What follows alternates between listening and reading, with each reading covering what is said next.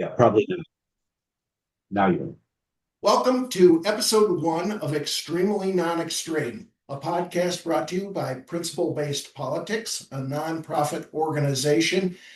My name is Quentin Wittrock. I'll be the host of the podcast, and I am the founder of Principle-Based Politics. My goal with Principle-Based Politics, and especially the Extremely Non-Extreme podcast, is to reduce polarization and division in American politics. And we will simply host calm, rational political discussions with interested and interesting people. My guest today, you see on the screen, is Gary Russell, a deep thinking engineer living in California.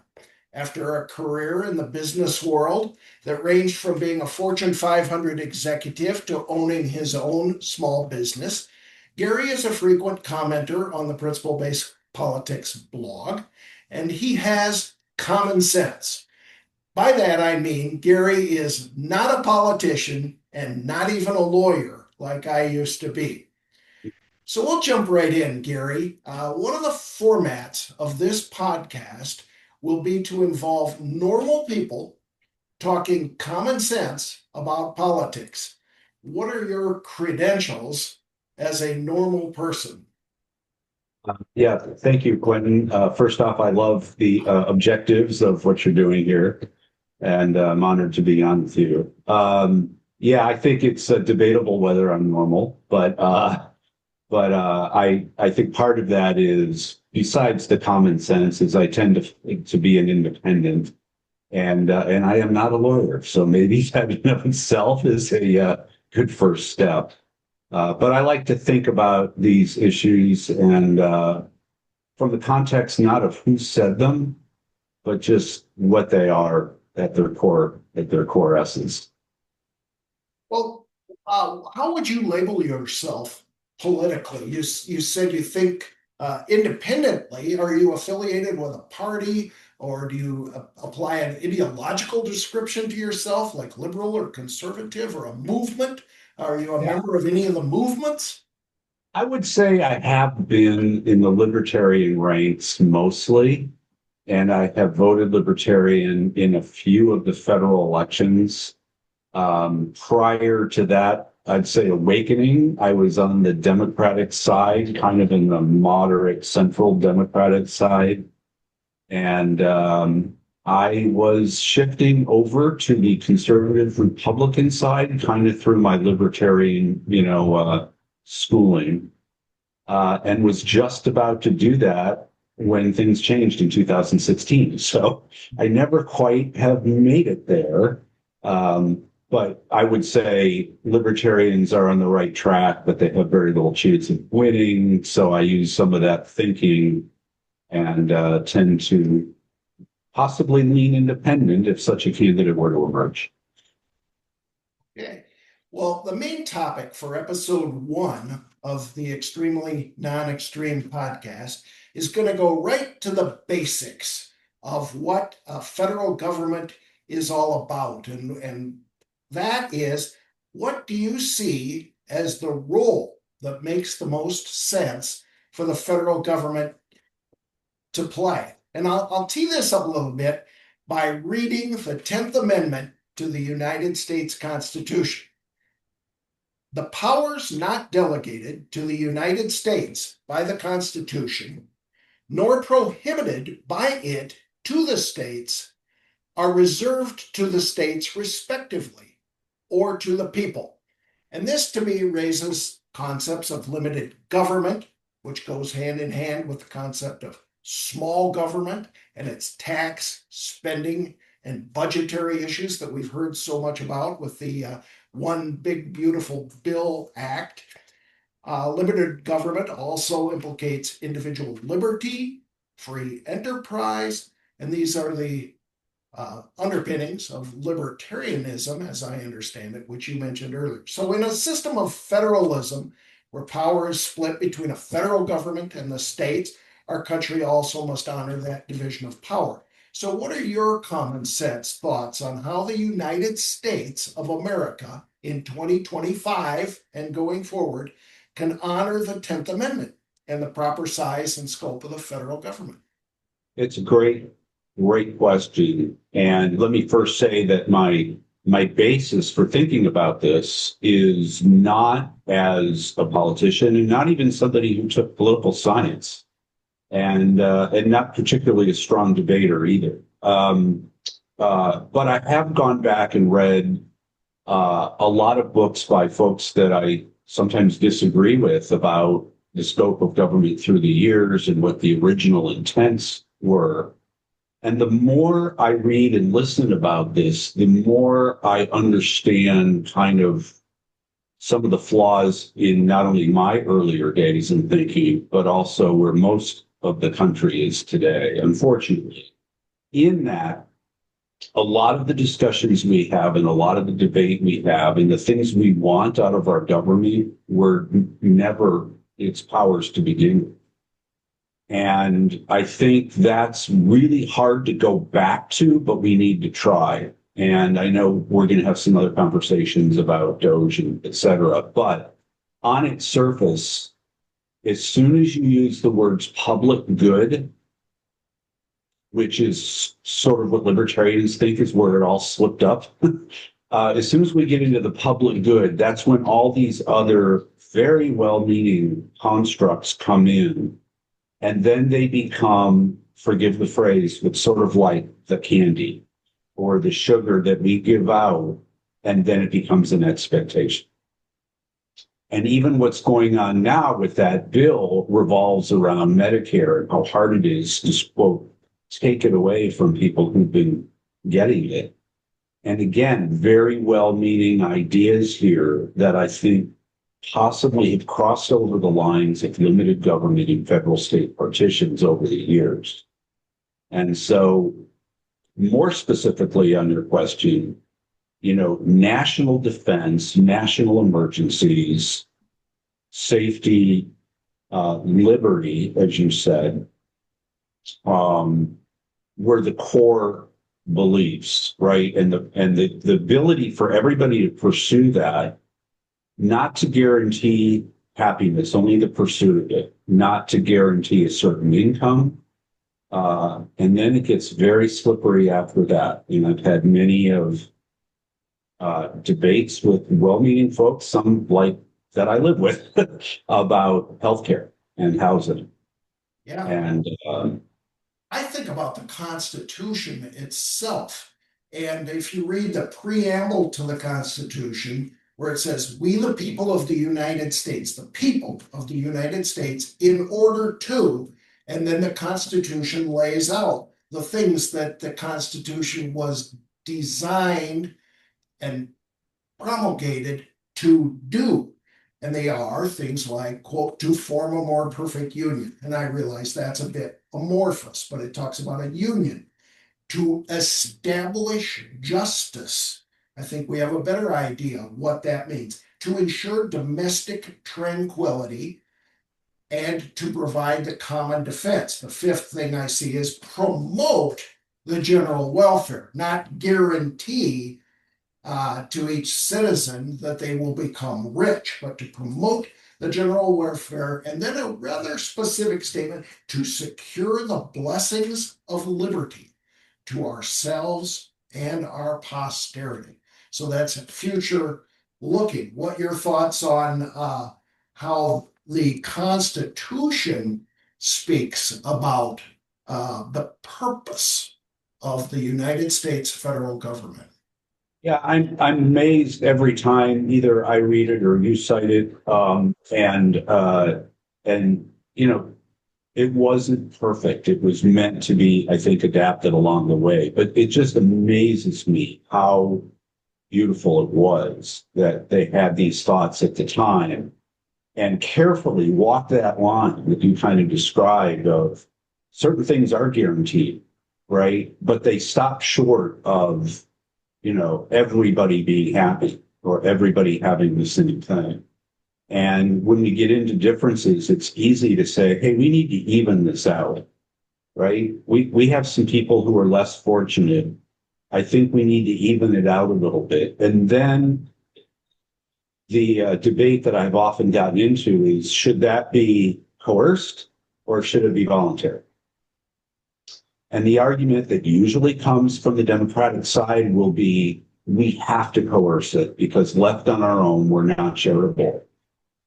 And it quickly becomes an unwinnable conversation. At least that's for me. I can't prove one way or the other than there's a ton of charities that do really good work. The question then is it enough? And we quickly go down the rabbit hole of coercion, as the libertarians would say it, of no, we have to force people. We have to tax them to do it. And we have to mandate they do it because otherwise they won't. But I think the Constitution spelled out a lot of it, most of it, very well. Well, it goes on then to set up the actual system of government with the three branches and the concept of federalism with the states and the federal government. And then this reservation language that anything not given to the federal government is reserved for the people and or the states. I think that what tells me is that our government was founded on the idea of being limited.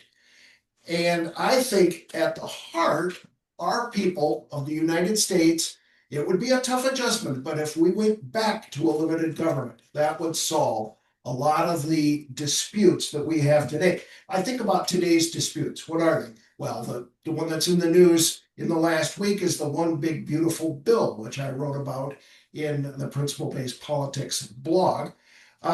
Presumably that's done to make America great again, which is a laudable goal. But what would great government spending, that bill's all about spending, what would great government spending look like in keeping with the 10th Amendment requirements of the role of the federal government? Yeah, great question again. The simplest answer is in line with our revenue, our treasury, right?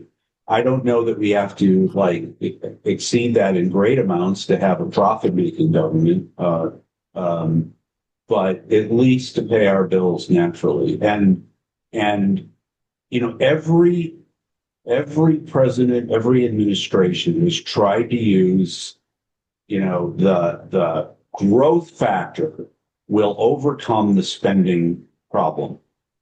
Everyone, Democrat, Republican, Bush did it, Reagan did it, Carter did it, Obama did it, and so forth. And it was all about the fact that, hey, I am going to keep on giving the candy away because it's too painful to talk about and take it away. So you could call that entitlements or defense or everything in between. So therefore, I am going to argue that the growth in our GDP will make up for it. It's very creative. Nobody's done it. Everybody talks about it, and we keep on growing the debt because it doesn't work. And it's what's going on right now in the Big Beautiful Bill, which is those who are saying that it's running the deficit too high are being countered by their own colleagues, and I'll even give them credit for being well-meaning, although maybe that's too generous, that are saying, no, we are really going to be okay because we are going to grow through the tax cuts so big that they will swamp out the spending that we still want to do. And then the next administration deals with it because this one's gone. And so it goes. Yeah. So the Trump administration tried something, Doge, that was creative, newish, bold. Elon Musk, with his chainsaw, was trying to cut his way to a balanced budget. Was he on the right track conceptually? Absolutely was on the right track. The marketing of it was horrible. Look, I understand the arguments with my MAGA friends. They go along the lines of, if we don't do the chainsaw approach and do the big, bold stuff that the Trump administration has been doing, it will never happen. Congress is too slow, and they are. And it was designed that way by our founding fathers, going way back to the early debates in the Civil War and, even before that, the debates were horrible and they were really slow, but that ensured that only the most obvious stuff snuck through. And what I see the current administration doing right now is saying, we got to get back to other things and we got to do it really fast with a chainsaw, with horrible marketing, and let the chips fall where they may. And it was not successful from that standpoint. What should have happened was, I think, the way most boards and CEOs would have run it, which is, and I've heard some MAGA folks say, hey, this was the way it was done. It's just the media that's blowing it out of proportion. But what I would have liked to have seen were targets set by a Doge team that were thoughtful, that didn't just cut for the sake of cutting, but challenged. And we've all been in organizations where our bosses have challenged us in what seem like unrealistic targets, whether they're spending cut targets or whether they're revenue targets and sales. And we sweat it, and it's really uncomfortable, and we probably don't make it, but we come close. And by doing that, we came closer than we ever would have if somebody didn't push us. So Doge could have handed those targets back to the secretaries of the respective areas. And yes, Trump could have held them to that and said, hey, Elon says you need a 17% cut. How close can you get? And each of the departments come back and say, I couldn't quite make 17, but I got to 14. And that's would have been worth it. And what I've heard out of both sides, even friends, family, they say this was necessary. We did need to cut back. But I think the flip side is it would have taken too long, so we had to do it this way. In the end, history will judge whether it worked or not. Right now, my gut tells me it didn't. Yeah, the upshot of the Doge cuts might turn out to be a big nothing burger.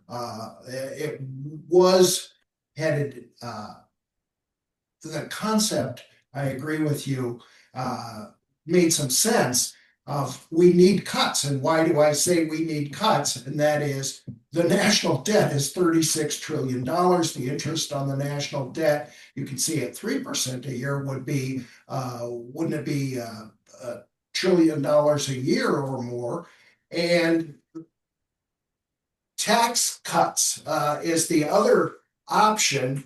Tax increases is the other option for how we balance the budget and reduce the national debt. Those are never popular. So we have a choice of two unpopular things: tax increases or spending cuts. Nobody likes either one because someone's ox is gored. But how do you balance tax cuts and spending cuts, tax increases and spending cuts if you're a one-man federal government, Gary? Well, yeah, right. So this is where the libertarian in me does come out a little bit more. And I've heard some plausible arguments on this. So one, the libertarian on the revenue side would be let people keep as much money as possible and restrict everything else to only the federal needs. Then let the states tax the way they need to and locally and so forth. And then give the money back to the states, because there's a lot of states who take in taxes, right? And then give it to the government, the federal government, and then they get some of it back. There's winners and losers, right? Some states actually have get back more than they give, and others don't. So maybe we ought to sort of cut that back and not have as much transactions between the states and the feds as we have now. The other would be the most sensible argument I've heard on, I'll say, the entitlements. And again, well-meaning stuff, we want to take care of our people, is not either a keep it going or a cut it off now. It's a gradual, rescind. Anybody who's on Social Security now, don't touch it, right? Even if they're near 60 or 62. But the 30-year-olds could they already see it, right? We're all encouraging our kids to save for their own retirement because Social Security would be there for them. We don't know if that's true or not. But given that we are doing that and they're likely to work longer, let's begin formalized rollback. It is not going to be easy to undo all the blow up on the public good that we've done, especially since FDR, right? It's going to take time to just cut that back, but you got to start. And what I see happening in the Medicaid portion of the bill is probably a good start. It probably is. I understand that there's good folks who are going to, be cut and not get benefit out of this, but it's at least a step of the compromise between cut it all off and don't cut anything. But you have to go after some of those entitlements as well as, dare I say it, defense, coming from the defense industry, I'll say it. You got to look at everything. Nothing is off limits, and go back to your point, to the litmus test of what are the feds supposed to be involved in and what are they not. And for the things that they're not supposed to be involved in, roll it back gradually so that the future generations have enough money to pay the bills. The proper federal role, of course, goes beyond just budgetary concerns, and it hits issues like immigration control, the national borders, and who can come into and stay in our country. I think everyone would agree that that is a proper federal role. You agree? Yes, I do. Yeah, we can't have California, where you live, setting its own immigration rules, and Minnesota, where I live, keeping all of those bad people from coming here through Canada, which we even hear about here in Minnesota. What does the federal government do to fulfill its role in an optimal world Yeah, of immigration? this is one of those things where if we were to put down the rhetoric and truly get at solving the problem, we could make great strides, probably put down our weapons a little bit, have fewer protests. It is not easy. It is easier than many of the other tough issues we have. And I think the debate often rages between, we've got illegal immigrants, in quote, people that came here illegally wanting full citizenship, right? And those who waited in line, let's say. And we also talk about, well, my parents were immigrants, and we have wonderful people working for us in factories and on farms at much less wages than others would be willing to work for. It's all true. It's not a one or the other. To enforce immigration law doesn't mean you're anti-immigrant and anti-diversity, but that's quickly where the conversation goes.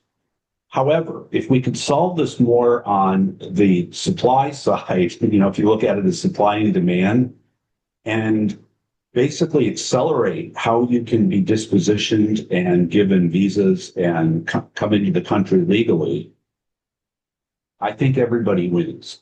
I know that it was slow at Ellis Island going way back. I know people had to wait a really long time, but we've got incredible technology to speed that up, right? With all kinds of background checks that can be done fast. We've got AI.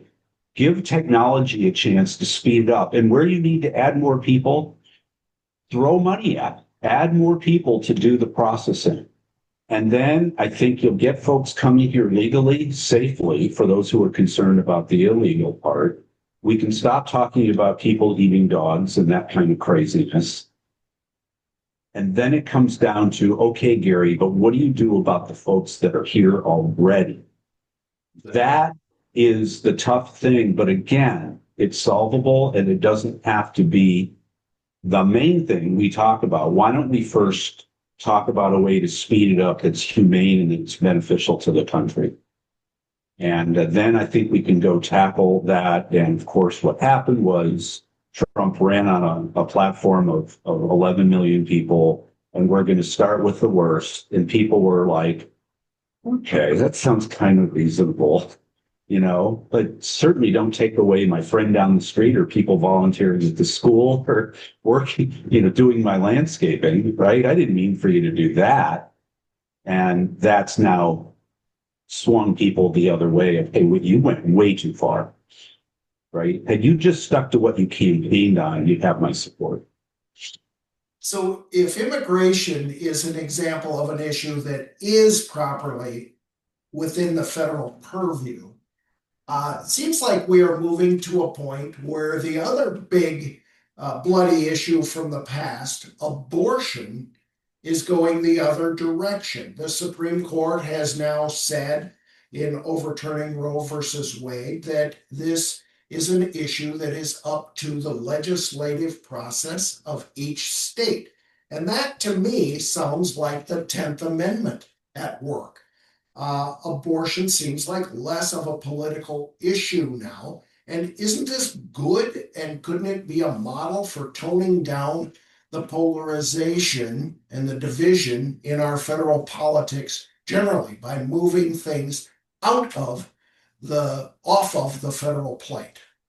The answer, Quentin, is maybe, because if you look at abortion as as any sort of religious thing or even humane thing, I would take it out of the federal hands and put it somewhere else. However, if you look at it as when does life begin, which I am not qualified to weigh in on, and say it falls within that life, liberty, and pursuit of happiness, which is life. In other words, it's murder. And this is where I've had debates with my, pro-choice and pro-life friends on this. Because when it comes down to that, it points back to the feds. And it says, this is too important, right? I cannot leave this to the states. I can't let Alabama, Mississippi, Texas have their way on this because they are interfering with the woman's choice, let's say. And the other side says, I can't let New York and California decide when life begins. They won't make the right choice. And so this one is harder for me because, first off, I'm not a woman, but I think it's harder to say it's not a federal issue. And I understand the arguments that says this is about rights at a federal type of level. You're interfering with a woman's right to choose. That's not a state issue.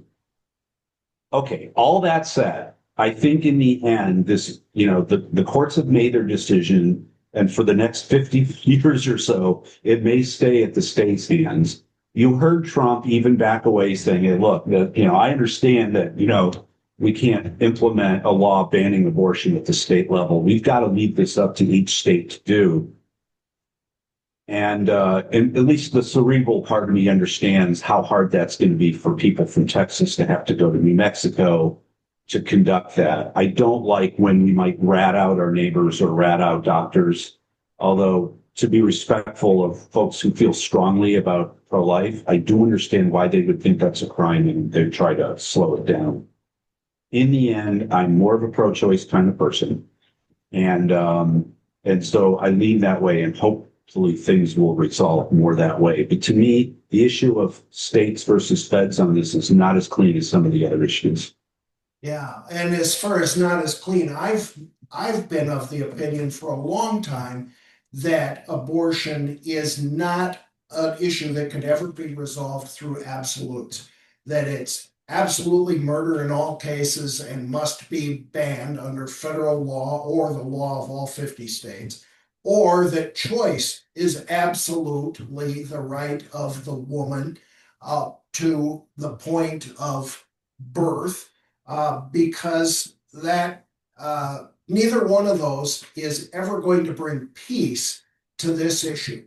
And one or the other of those points might be right, but it is never going to be politically right. So I think we need to stop looking for the politically perfect solution and come up with a solution that I think 80% of the people in the United States would agree with. The only exceptions would be those 10% on the extreme right and the 10% on the extreme left, and we can come up with something. And that's been one of the goals of principle-based politics since I founded the organization 4 years ago. Something that's been in the news for the One last. thing, if I may, just Okay, add on to that, I yeah. think you're generous on the 10%. Whenever I think about this issue, there's one word that keeps coming into my mind, which is unsolvable. And I hate to be defeatist like that, but I think no matter where we end up on this, and I do believe we can end up somewhere okay, I just think 30% of the people are going to just be unhappy one way or it didn't go far enough, the law didn't go far enough, or it went too far. Right now it's tamped down, it's kind of quieted down because there is so much going on that is distracting us. We're not talking about abortion every day because we got Iran, we got Ukraine, we got Gaza, and we got protests in LA. It's just nuts out there in terms of our division and what we have to fight about. That it's like, oh yeah, abortion, I remember that. I'll get back to that later. But I do believe it's largely unsolvable, and we're just going to come to some sort of state, and we'll probably never quit fighting. I hope we're at that state now. The You mentioned the riots. Deployment of the National Guard by the President of the United States to quell rioting in Los Angeles, California, not too far from where you live. And and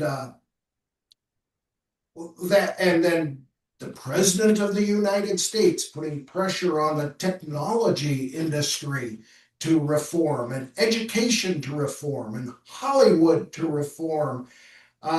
These are all issues of are these things that are within the power of the federal government at all, let alone the President of the United States? Well, we got to break it down because all those are not in the same category. So let's take the whole Harvard issue and the law offices, which is probably near and dear to your heart. I get conflicted on this because on the one hand, I don't like the bullying tactics, right? But again, the libertarian sort of sneaks through, which is it's the government's money, so it's the leverage they're using. Should the government fund research in this country? Yeah, I do. I think it's a good thing. Is it mandated by the Constitution? No, right? So if a president wants to come in and say they're getting too much money, I want to rebalance it, or I've got deficit problems, I need to pull back.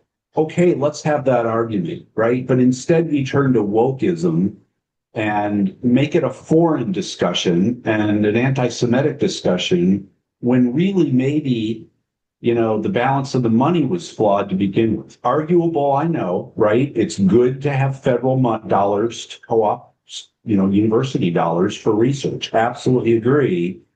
But that's really what the discussion should be about. When's the last time we heard that on the news? No. We heard about which university president is standing up to the bullying, and we have a different argument. When it comes to the protests and the immigration of ICE, two thoughts at the same time. One, I understand the argument of they're trying to impede federal law. Okay. But I think the federal law is flawed here in that I don't think it's an urgent problem. I know I'm going to get blasted for this, but this very creative, we're going to use the Foreign Alien Enemies Act, is that it, as our reason to bypass other constitutional? No, we're not. That's not what invasion meant. I understand the MAGA interpretation of invasion. I get it. I don't agree. That's not what they had in mind. And yeah, it could be death by 1,000 cuts. And if we get a couple of terrorists in here, won't we be happy that we closed the border down and rounded people up? Okay, but this is the chainsaw thing being applied to people who are here. Let's find another way to enforce those laws, and I don't think we would have the protests. So yes, it's a proper use. No, they do not need to bring in the National Guard. Not at all. Okay. And I know you're from California, so I want to close on a topic that doesn't go to the issue of limited government directly, although I must say that not living in California, we often hear from people where I live, which is Minnesota, and places where I'm from, such as Iowa. Boy, we don't want to become like California because California has all of these weird laws and rules and regulations, and California is bad for business, which seems a little bit odd to me, given that I believe California, if it were a nation, would have the fifth highest GDP of any nation in the world. But anyway, I have a California based question. What, and that is, will the next president of the United States come from your beautiful state of California? I think of Gavin Newsom, Kamala Harris, Ro Khanna. There are others that maybe even Adam Schiff wants to get in there. Will one of those become the next president? And would that be a good thing or a bad thing to have a Californian as president? Would any of those four individuals that you mentioned make it? Absolutely not. They'd be destroyed, in my opinion. Could somebody from California emerge? I guess they could emerge from almost any state right now. Well, and we've had Ronald Reagan, Richard Nixon, and even Schwarzenegger would have run if he was a citizen enough and yeah, might have done very well, right? But then there's the one we'd have to fight over who they belong to, and that's Herbert Hoover, who was listed as a president from California. ah, Well, he was born in my home state of Iowa, and you can have him. You can have credit for Herbert Hoover. But oh, anyway, go ahead and answer. well, what I think we all have to remember is that both in 2016 and then again in 24, this election was debated, campaigned on, and run of I hate cliche words, but the establishment. But I'll say keeping things the same versus not just change, drastic change. And I've written about this on the blog. Is it wasn't a left-right issue. It hasn't been for at least 8 years. And before that, it was the Tea Party. And there's all kind of evidence of that to look at things that are happening now that the other side used to do, the other side, and I'll just say the support of blue collar workers to the Republicans, the Democrats basically gave up. They gave that up. They had that. They had it locked away.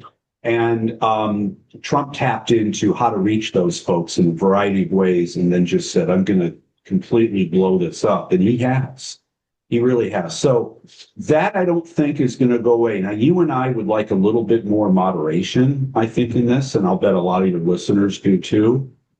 David Brooks, who I'm fond of, calls it being an institutionalist, right? And MAGA is not. It's the institutions are the problem, and we got to give it back to the people, right? Now, to debate whether that's really happening, but all that to say, the next candidate for the Democrats, I think, needs to come out of that kind of mold. And I think it could be somebody we're not even looking at right now. Somebody who comes out of complete left field or at least in the outfield. And I think that is who the Democrats probably need to advocate. Not somebody who's polarized left-right, but who's of the mold of I'm not going to follow the same script. And everybody who's run so far in 16 and again in 24 on the Democratic side, well, they got that chance against Biden, not much, but they were of that old school mold. That's probably not going to work. And if you just think maybe the Republicans you're running against J.D. Vance, maybe, who are you going to put up against that? Who's going to wave the flag on all the accomplishments? And I think the notion of bringing back an institutionalist is probably not going to work for another 20 years. So the Democrats need to get very creative, and they got to have that kind of candidate to reach the people. We'll be going in a couple of weeks now. The Extremely Non-Extreme podcast is going to focus on what the Democrat and Republican Party do after Trump. and the Trump era. And so we will come back, and I may come back to you. This has been wonderful, Gary. I appreciate your time today. This has been a great kickoff to the Extremely Non-Extreme podcast by Principle-Based Politics. Again, I'm Quentin Wittrock. This is Gary Russell from California, and we will look forward to having all of you back with us next week when our guest is Mitchell Rosen from Atlanta, Georgia. Georgia being another state that finds its way into the news as a state that is a swing state and in the middle. So we will be talking with him, and then we have other great guests lined up for the remainder of the month. Thank you all for being with us today, and thanks again, Gary. Thank you.